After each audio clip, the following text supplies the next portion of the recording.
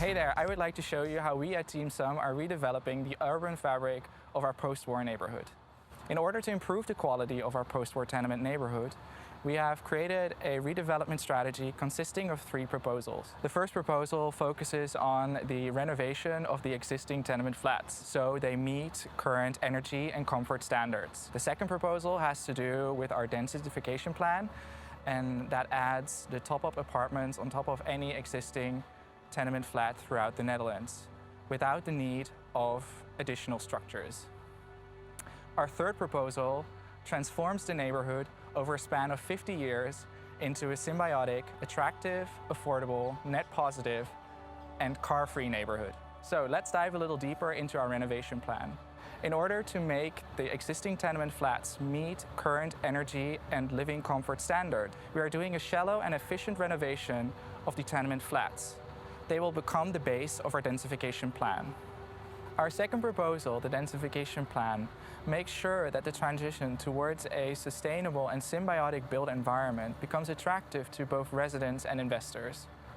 Whilst the apartments are being retrofitted, our modular and lightweight top-up units can be grouped together to form freestanding housing blocks.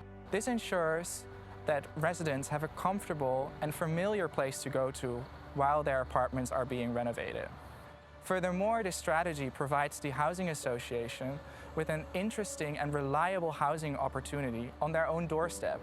No need for expensive relocation strategies. Our third and final proposal transforms the neighborhood by improving things such as the urban mobility plan and systemic flows of the neighborhood. By doing so, we can move towards a self-sufficient and circular built environment.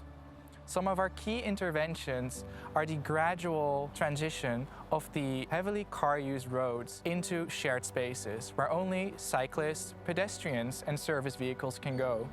We can cluster car users at the edges of the neighborhood, creating a slow but steady transition towards a car-free living environment. The amount of paved surfaces can be reduced by almost 50%, creating better water infiltration conditions and a much lower urban heat island effect. The reduced amount of paved surfaces and the vast open spaces create an opportunity for urban initiatives and a more diverse urban ecology, including bodies of water, and letting plants and wildlife take over parts of the land will not only bring back balance to our environment, but it will also help create a symbiotic urban cityscape for all.